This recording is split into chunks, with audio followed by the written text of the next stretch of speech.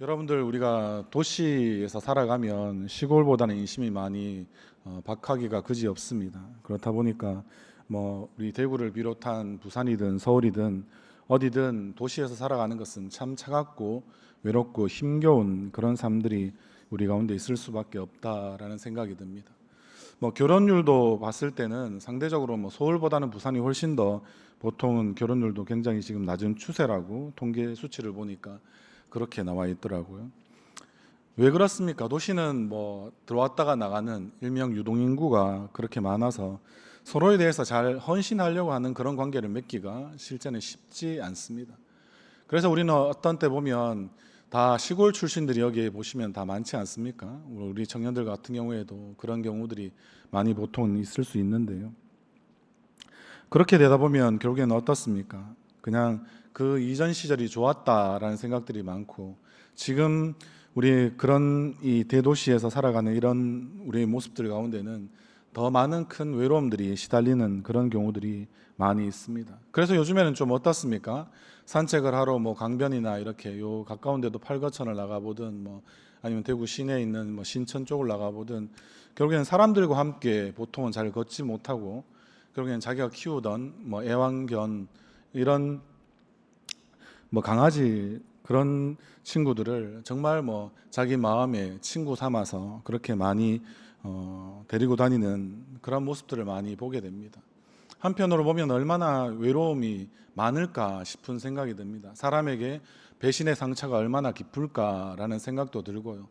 더 이상 사람과 사람이 서로를 믿지 못하는 관계가 되어버린 이 도시에서의 삶들이 결국엔 사람들을 그렇게 자꾸 서로 사람과 사람으로서 의지하고 사랑하고 살아가는 것보다는 차라리 그냥 나에게 충성할 수 있는 그런 말 못하는 짐승과 그런 마치 우애를 나누는 것처럼 그런 삶들을 살아가는 것이 자연스러워지는 것이 우리 도시인들의 삶이 아닌가라는 생각이 듭니다.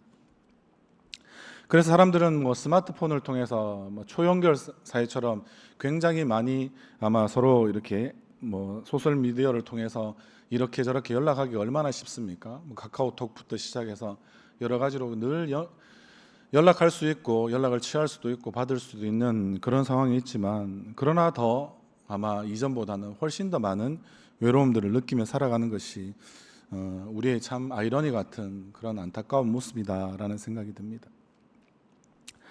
그래서 그런 외로움 속에 있다 보니까 뭐 도시에 와서 아마 큰 부를 일구는 그런 큰 성공을 거두었다고 한 사람들도 그런 성공의 뒤편에 있는 그림자와 같이 따라오는 것이 공허함이라고 보통 이야기를 합니다. 그럴듯한 성공을 거두지 못한 그러면 평범한 직장인들은 어떻겠습니까? 그들도 마찬가지로 그냥 반복되는 일상에 그냥 마치 돈 버는 기계가 되었던 것처럼 저는 옛날에 찰리 채플린이 그 현대사회를 비판하면서 만들었던 모던 타임즈라는 영화를 잊을 수가 없는데요.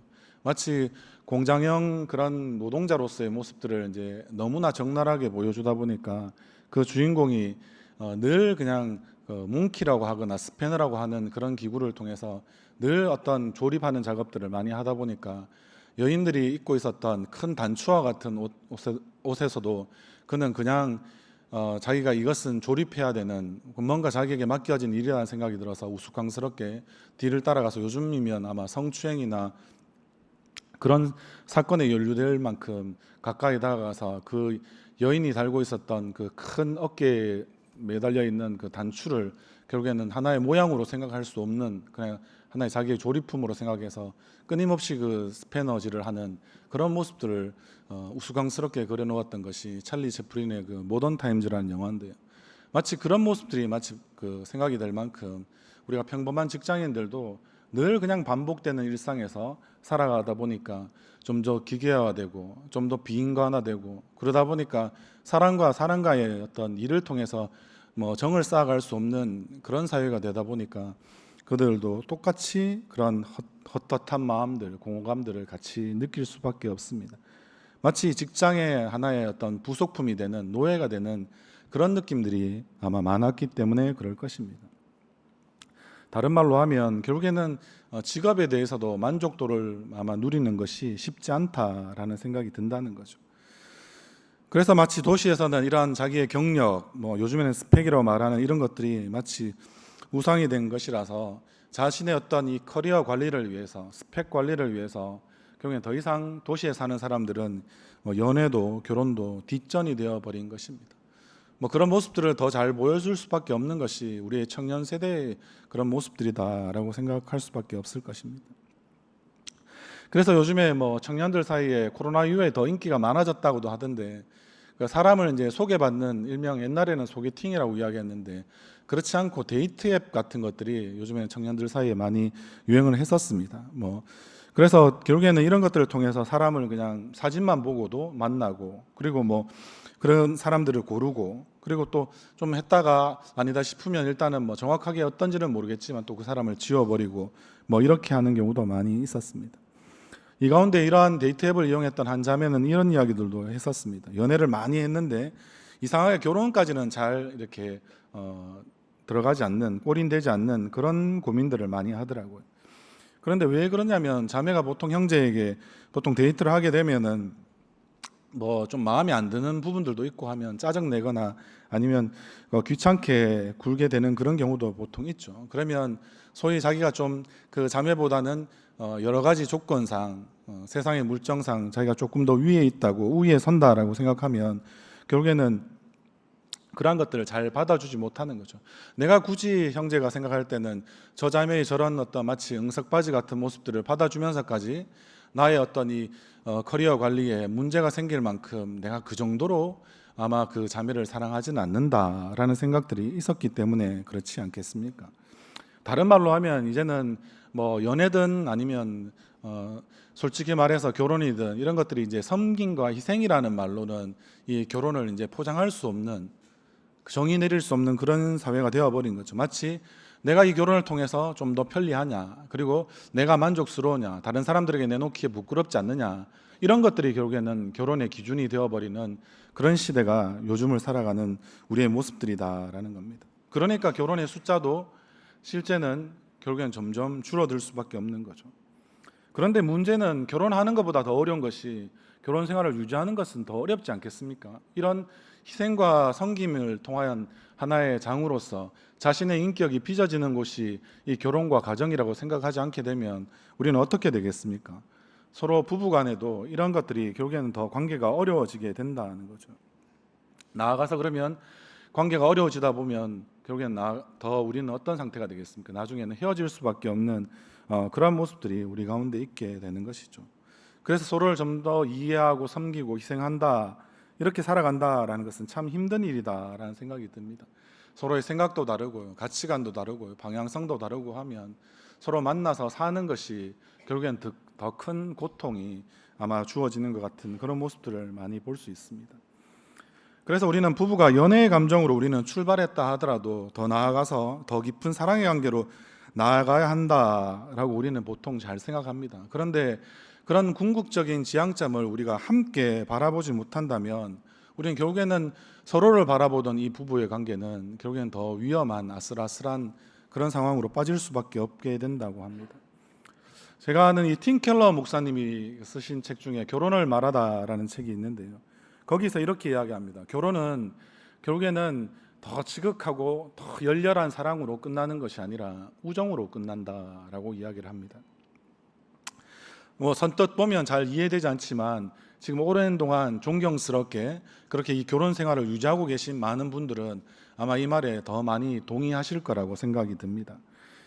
결혼의 정착력은 마치 우정의 깊은 관계이다라는 말을 하는 것이죠. 부부는 결국에는 어떻습니까? 세상에 둘도 없는 가장 좋은 친구가 되어주는 것이 가장 좋은 부부의 모습이다라고 할 수 있지 않겠습니까? 그러면 우리가 사람이 나이가 들면 이 친구 관계를 좀 맺기가 힘든데요.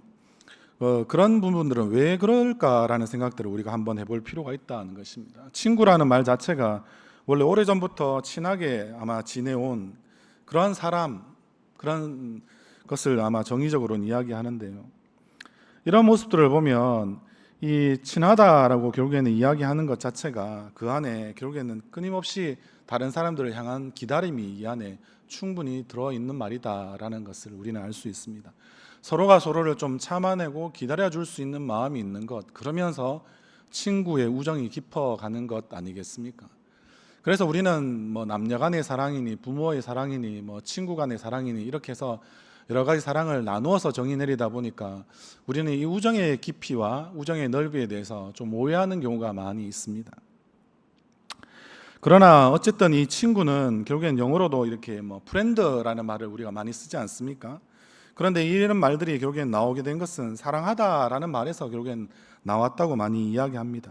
뭐 이것은 불어든 스페인어든 뭐 이탈리아어든 다 모든 말들의 그 언어들을 찾아보면 전부 다 그것이 아마레라고 이야기하는 사랑한다라는 말에서 다 파생되는 말이라고 보통 이야기합니다.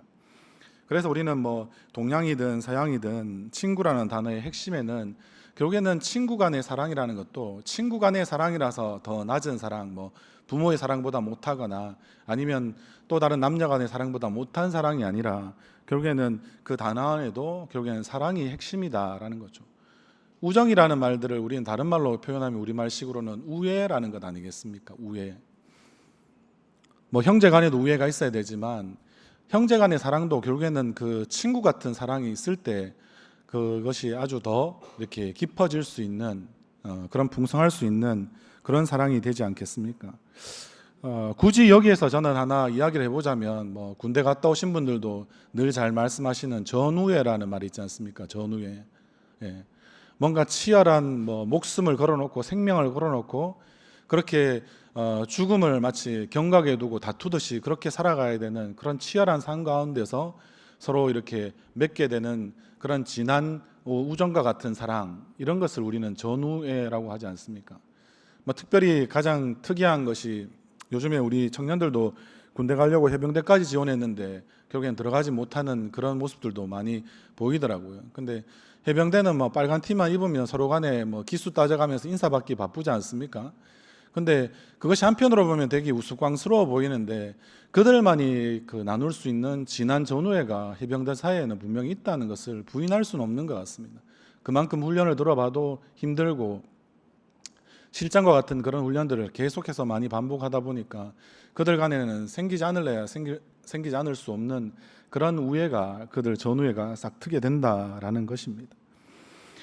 그래서 우리는 보면 사람이 이런 나이가 들어가면서 친구를 맺기 어려워하는 이유에 대해서 우리가 다시 한 번 더 간단하게 생각해 보면 옛날에는 그냥 사랑에 서툴렀는데 나이가 지나면 우리는 조건이나 마치 거래를 따져가면서 계산적으로 자꾸 사람들이 변하기 때문에 나이가 들어서는 결국에는 계산이 서는 그런 관계들이 더 우선이 되지 계산이 서지 않는 관계, 계산할 수 없는 관계, 그런 무조건적인 관계는 자꾸 뒤로 미뤄지다 보니까 결국에는 이 친구를 만들기가 어렵고 친구와 같은 사이로 그런 관계가 발전하기가 어려운 것이 우리의 진정한 안타까운 모습입니다.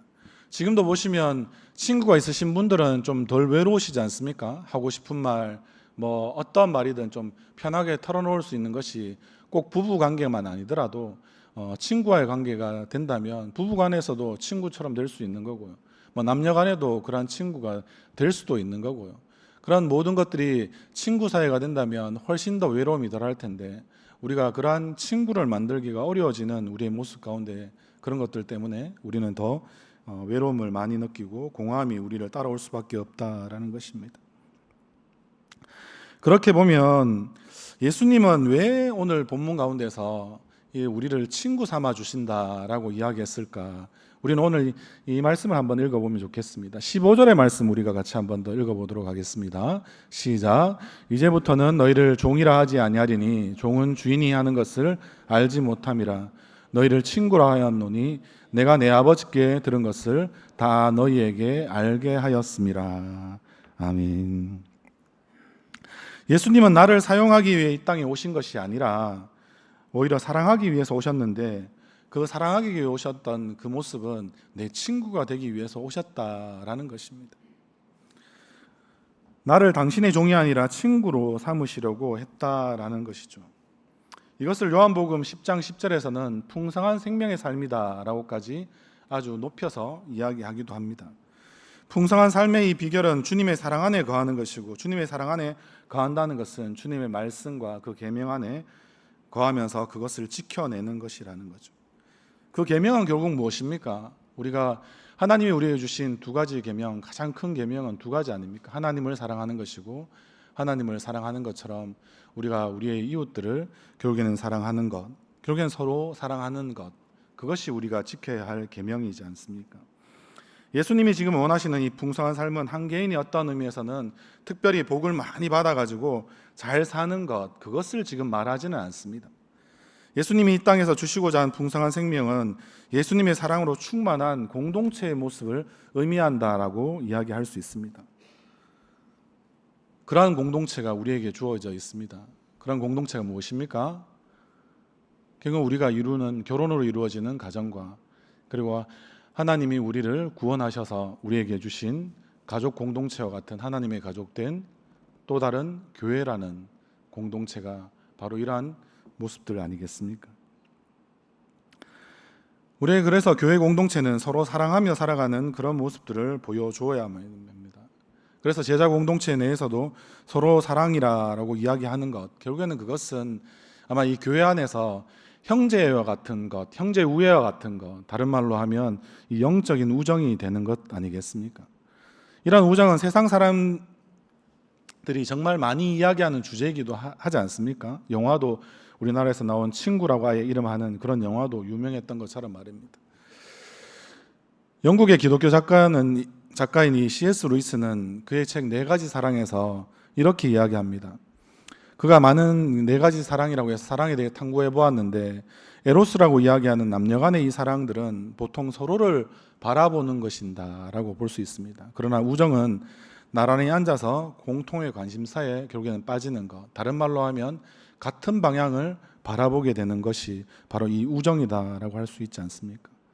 이 에로스라고 이야기하는 남녀간의 사랑들은 질투하는 사랑이 된다면 참된 우정은 질투가 적은 것이고 오히려 같은 관심사를 가진 두 친구가 세 친구, 네 친구로 좀 더 이렇게 외연이 확장되어지는 그러한 관계라고 이야기할 수 있다라는 것입니다.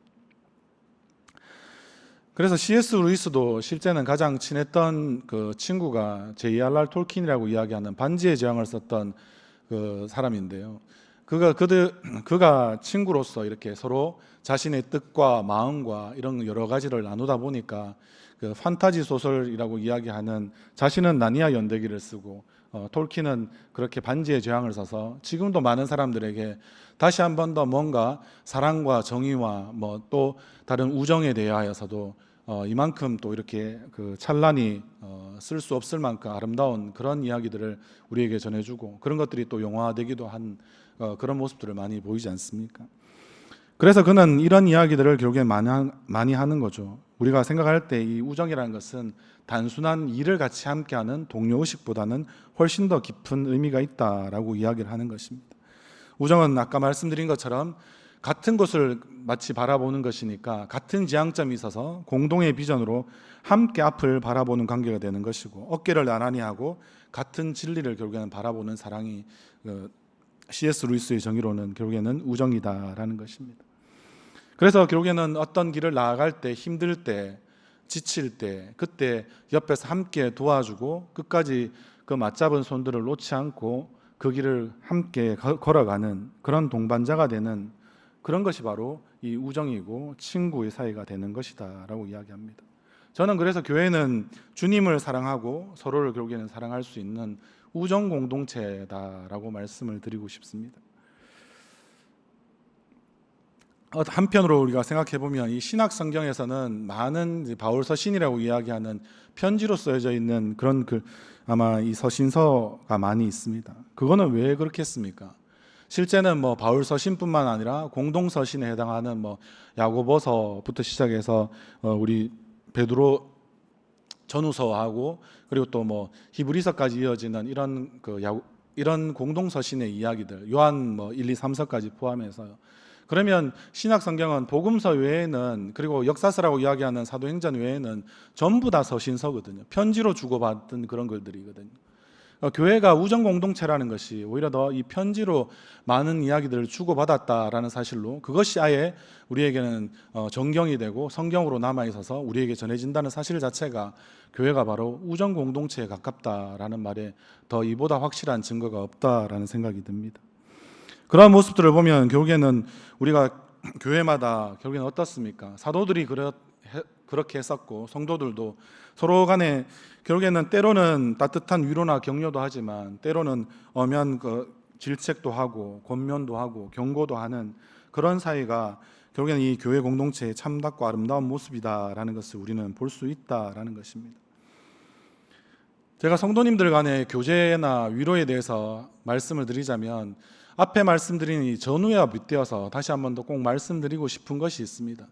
교회 안에 우리가 원하든 원치 않든 우리 안에 서로 다름 때문에 다투는 경우는 당연히 있습니다. 물론 그런 것들이 필요한 갈등들이 있어서 때로는 다투다 보면 서로가 서로의 어떤 그런 모난 부분들이 깎여져 가는 모습으로 분명히 하나 되어질 것입니다. 그런데 중요한 것은 우리가 교회 안에서 더 많은 우리가 예상하지 못한 이런 싸움들이 일어나는 것은 영적으로 어떤 사탄이 이 가운데서 우리를 마치 밀가부르듯하게 그렇게 베드로를 넘어뜨리는 것처럼 우리 안에서도 자꾸 이렇게 분탕질을 치게 만들어서 그래서 우리가 서로와 서로를 좀 다름 때문에 그렇게 교회 안에서의 싸움들이 일어나는 경우도 있다라고 또 이야기할 수도 있습니다.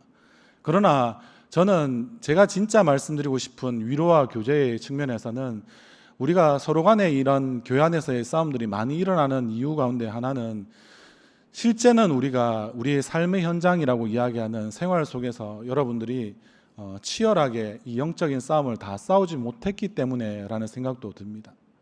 다른 말로 말씀드리면 우리가 싸워야 될 싸움들을 충분히 우리가 세상 속에서 살아가면서 치열하게 싸워내면 돌아왔을 때 나만큼 지쳐있는 그런 마치 친구와 같은 이 성도님들의 모습들을 우리가 보면 어떻게 이야기해주고 싶을까요? 잘못되었다고 지적하는 게 먼저가 될까요? 아니면 위로하고 격려하고 감싸 안아주고 싶을까요?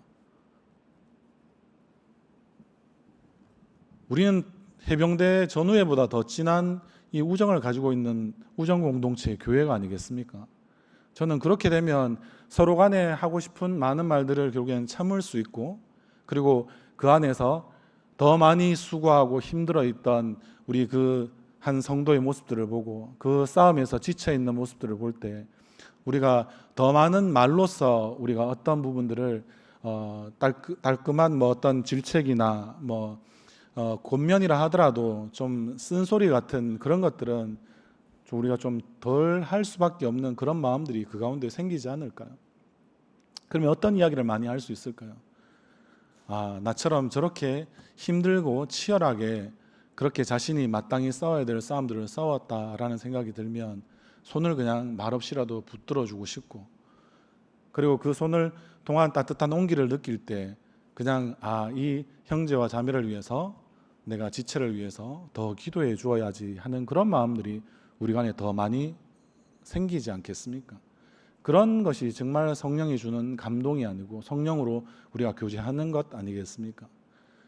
우리가 그런 것들이 잘 되지 않는 여러 가지 이유들은 마치 우리는 교회 안에서 우리가 나머지 싸우지 못했던 싸움들을 세상에서 다 싸워야 될 싸움들을 싸우지 못하고 왔기 때문에 우리 교회 안에서도 때로는 좀 부끄러운 모습이지만 서로가 서로를 향한 그러한 따뜻한 위로나 격려의 말보다는 오히려 더 질책이나 그런 말들이 우리 가운데 많아지는 것은 결국에는 내가 아니면 우리가 마땅히 우리는 세상 속에서 다시 한 번 더 힘을 얻어서 나갔던 세상의 전장에서 우리가 싸워야 될 싸움들을 싸우지 않는 것이고 우리가 서로를 바라볼 때 진한 우정을 느낄 수 있는 전우회를 충분히 깨달을 수 있는 그런 모습으로 우리가 서로가 서로를 보지 않는 그 지점에 있지 않나라는 생각이 든다는 것입니다.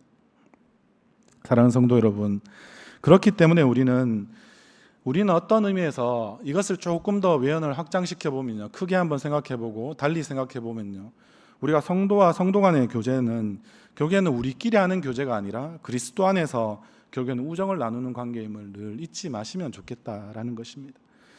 오늘 우리가 요한복음 25장에서도 원래 이야기하는 이 본문이 있는 내용에 가장 앞에서 원래 전제와 같이 이야기하는 것이 무엇입니까?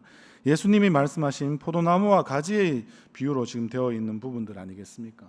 그러니까 우리는 가지이지 우리는 포도나무가 아니거든요.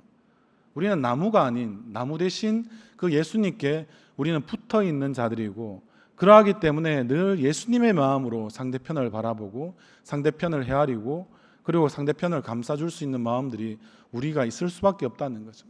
저는 결혼에 대해서도 가끔씩 그런 말씀들을 드린 적이 있는데요. 결혼은 실제 그리스도로 중매되어지는 것이라고 저는 알고 깨닫고 있습니다. 그 말은 무엇입니까? 우리가 서로 상대방을 서로 치열하게 그냥 바라보는 것이 아니라, 결혼을 하고 나면 그리스도께서 이 집의 주인 되신다라고 생각할 때 그리스도로 중매되어졌다는 말은 무엇입니까? 내가 예수 그리스도를 통해서 상대방을 계속해서 바라보는 관계가 우리가 결혼을 통해서, 우리가 가정을 통해서 배워야 될 아주 중요한 지점입니다. 그럼 교회도 똑같지 않습니까?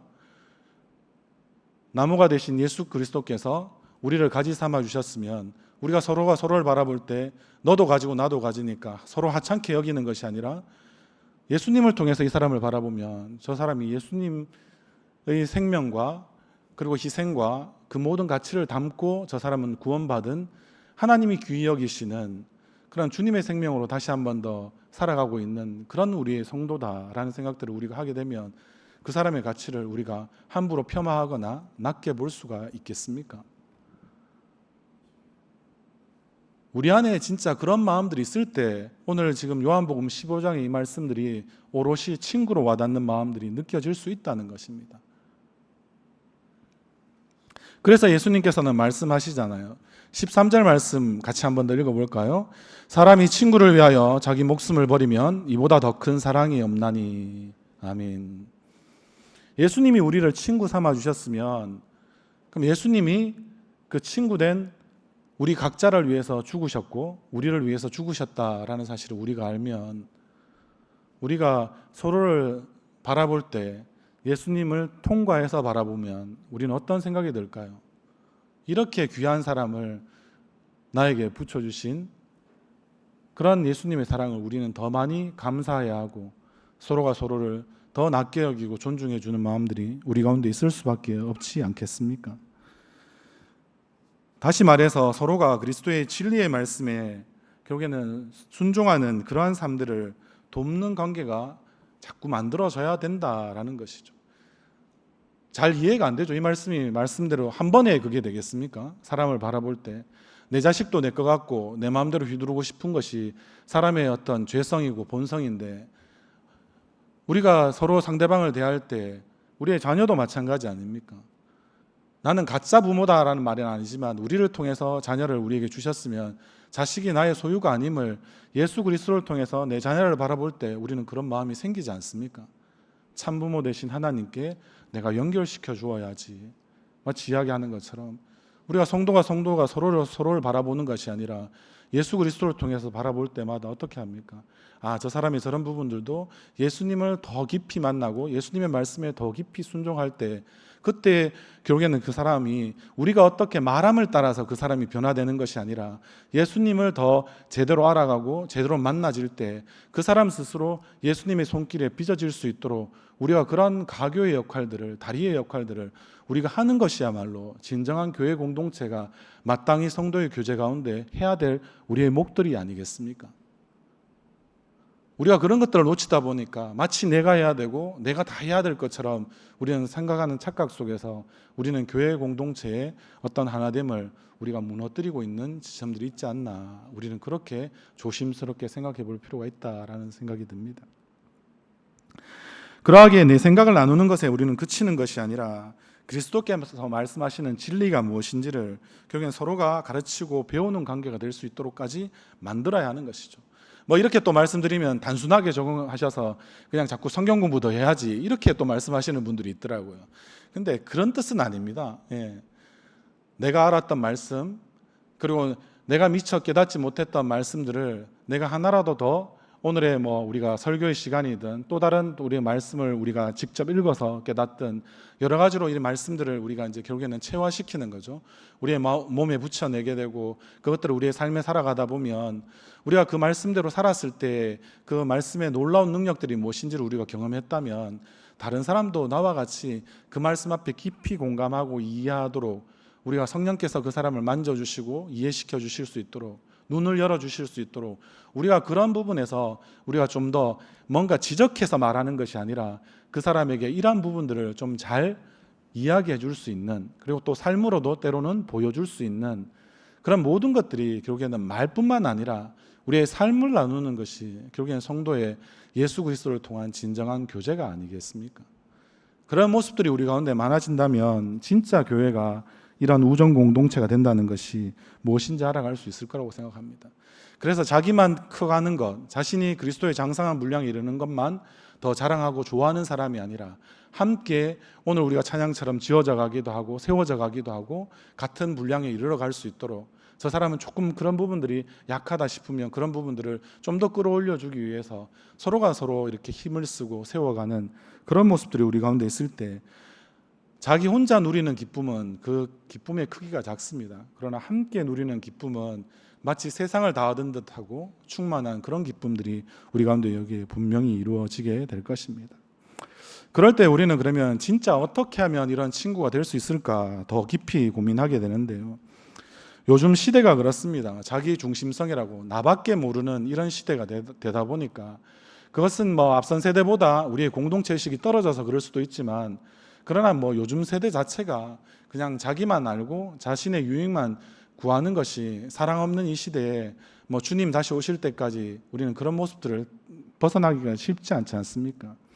그런 이 자기 중심성이 강해지는 시대에 참된 영적 우리는 우정들이 교회 안에서 어떻게 가능할까 계속해서 고민해보고 방법을 찾아야 한다라는 것입니다. 참된 우정의 기초가 결국에는 여러분들 뭐라고 생각이 드십니까? 예수님이 하신 이 땅에서 자신의 모습을 보여주신 가장 최초의 사건, 우리는 그것을 무엇으로 알고 계십니까? 결국 우리는 구원에 이야기할 때 늘 빠지지 않는 성육신 사건이라고 보통 많이 알고 계시지 않습니까? 그런데 모든 것을 우리는 그러한 입장에서 한번 생각해 보면 어떨까요?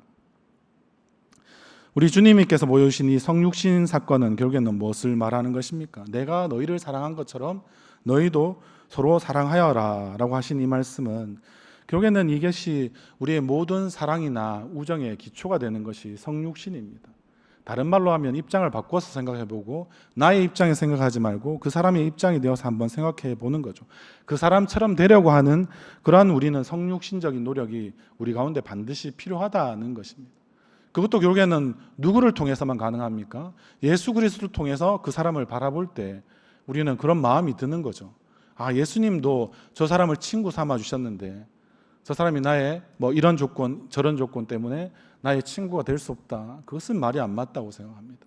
저도 우리 아이들을 홈스쿨링 하면서 깨달았던 가장 큰 교훈 중에 하나는 결국엔 나이 때문에 친구 관계를 맺을 수 없다는 말은 거짓이라는 사실을 저는 우리 아이들을 키우면서 알게 되었습니다.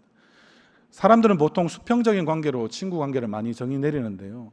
그러나 우리가 생각할 때 좀 맞지 않다고 생각하는 나이 차이가 많이 나고, 그래서 그러면 할아버지하고 손자가 친구가 될 수 없을까요? 실제 친구하고 계시잖아요. 그렇게 손주들에게 잘 해주시지 않습니까?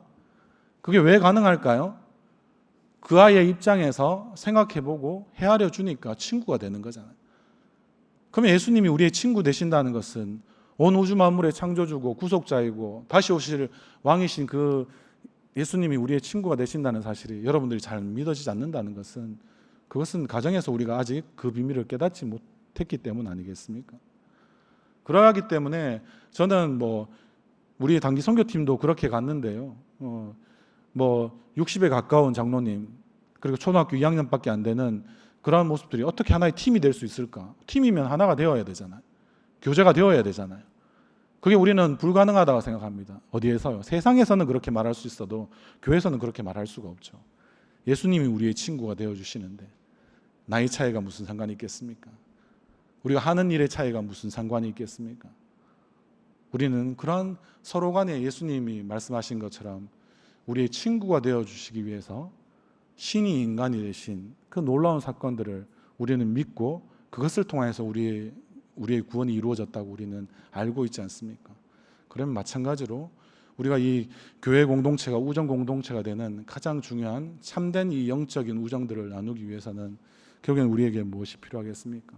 서로가 서로를 성육신적인 사랑으로, 성육신적인 노력으로 서로의 입장에 우리는 서보는 것을, 그것이 바로 가장 중요한 것이 되지 않겠습니까? 그런 훈련들은 결코 한 번에 되지는 않습니다. 그리고 또 하나 생각해 보면 어떻습니까? 우리는 이러한 참된 우정으로 인한 기쁨이 우리 가운데 계속해서 충만해지고 우리가 서로 그런 친구가 되려고 하면 공동체에서 일어나는 일이 있다는 사실을 우리는 부인할 수는 없습니다. 그것은 순교입니다. 순교. 말씀을 따라서 죽는 것이 순교이기도 하지만 말씀을 따라서 자기 주장을 펼치지 않는 것이 순교의 저는 시작이라고 생각합니다. 자기 주장을 꺾고 자기가 하고 싶은 말을 그만큼 내려놓을 수 있는 것은 결국엔 고도의 절제거든요. 절제하는 것은 자기 부인의 발걸음이거든요. 자기 부인과 자기 절제가 되는 사람은 말씀을 따라서 저는 죽는 사람이라고 생각합니다. 물론 어떤 분들은 멋지게 이전에 환난과 핍박 가운데서 정말 십자가에 베드로가 거꾸로 달리는 것처럼 그 정도 해야 순교했다라고 생각하는데, 순교의 마음으로 우리는 참된 영적 우정을 우리는 나눌 수 있게 되는 것입니다. 내가 하고 싶은 말이나 내가 주장하거나 내가 고집 부리는 것들을 우리는 내려놓는 자기 부인과 자기 절제를 통하여서 우리는 순교적인 사랑을 하는 것이 바로 이러한 교회가 참된 영적 공동체가 되는, 우정 공동체가 되는 그런 모습들이 있을 수밖에 없다라는 것이죠. 여러분들, 그래서 우리는 순교가 어려운 것이 아니라 다른 말로 하면 날마다 자기 부인하고 자기 절제에 이르러 가면서, 자기 절제는 성령의 열매 중에서 최고봉이자 아니면 그 모든 성령의 열매를 담는 표현이 절제가 아니겠습니까? 그것을 따라서 우리는 어떻게 할 수 있습니까? 자기 십자가를 지고 그렇게 예수님을 따라가는 그런 삶들을 우리는 날마다 살아갈 수 있게 되는 것이라는 것이죠. 진정한 사랑, 우리가 진정한 우정이라고 이야기할 때 결국엔 사랑의 대상을 위해서 우리는 서로 그러한 자기 부인과 자기 십자가를 지는 그런, 어떤 의미에서는 살고자 하는 마음이 아니라 죽고자 하는 그런 발걸음들을 우리가 하나씩 하나씩 해나갈 때마다 우리는 그것이 분명히 우리 가운데 나타나게 되는 참된 우정의 모습이다라는 것입니다. 이제 말씀을 마무리하고자 합니다. 여러분들 한번 생각해 보십시오. 우리가 소돔과 고모라의 사건들을 여러분들은 아브라함의 중보기도로 주로 많이 이렇게 생각하시는 경우가 많이 있는데요. 물론 그런 부분도 중요한 부분입니다. 그런데 아브라함이 결국에는 이 하나님과 친구라고 이야기했던 부분이 결국에는 이 소돔과 고모라가 멸망되는 이 부분들을 하나님께서 비밀로 간직하지 아니하시고 아브라함에게 미리 마치 말씀해 주셨기 때문에, 그렇기 때문에 결국에는 하나님과 아브라함이 친구가 될 수 있었거든요. 그런 친구가 되는 이유는 결국엔 무엇입니까? 하나님이 우리에게 이 놀라운 사건들, 이 구원에 대한 놀라운 비밀들 뿐만 아니라 성경에 담겨 있는 이 진리의 비밀들을 우리에게 결국에는 다 알게 하여 주시고, 오늘도 읽었던 우리 15절 말씀에 보면 결국에는 종은 주인이 하는 것을 알지 못하지만 친구는 결국에는 내가 아버지께 들은 모든 것을 알게 된다라고 이야기하지 않습니까? 조금이라도 먼저 더 말씀을 깨닫고 말씀 앞에 순종하고 순교적인 어떤 믿음과 각오로 결국은 이 교회 공동체를 위해서 희생하고 섬기는 앞선 세대에 계신 우리 많은 어른분들, 주님의 비밀을 많이 알고 있는 친구가 되시면 그런 비밀들을 결국에는 누구랑 나눠야 되겠습니까? 내 가족만 나눠야 되겠습니까? 그렇지 않고 우리 교회에 조금이라도 더 어린 우리 다음 세대와 그 비밀들을 더 많이 공유하십시오. 그것은 결국엔 말씀을 공유하는 것이 되지 않겠습니까? 그럴 때 우리 앞선 세대와 우리 다음 세대라고 이야기하는 장래 세대, 우리 청년들까지도 그러한 관계 가운데서 예수 그리스도를 통해서 우리는 아름다운 친구의 그런 우정의 우리 교회가 될 수 있을 겁니다. 우리는 지금도 보면 교회가 하나 되는 것이 그토록 힘든 일인지 저는 몰랐다라는 생각이 문득문득 이런 설교를 할 때마다 듭니다. 왜 그렇습니까? 예수님이 대제사장적 기도라고 해서 십자가를 다시기 전에 오늘도 16장 넘어가고 17장 넘어가는 요한복음 17장에서는 예수님이 교회가 하나 되는 것을 그토록 원하셨거든요. 그것이 그만큼 어려운 일이라는 사실을 예수님이 아셨던 거죠. 우리가 하나 되기만 하면 우리는 모든 영적인 싸움에서 승리할 줄 믿습니다. 우리의 가정에서도 학교에서도 직장에서도 어떤 곳에서도 우리가 치열한 싸움들을 싸워낼 수 있는 힘이 이 교회로부터 우리는 충분히 공급될 줄 믿습니다. 우리가 그러하기에 날마다 우리가 서로가 서로 간에 그러한 주님이 주신 이 말씀과 같은 이 진리의 비밀들을 서로 함께 세대 간에 공유하면서 함께 손을 맞잡고 그리고 예수님을 함께 바라보면서 우리가 계속해서 자라나갈 때 이 하나됨을 깨뜨릴 수 있는 것은 세상에 어떤 것도 없는 줄 믿습니다.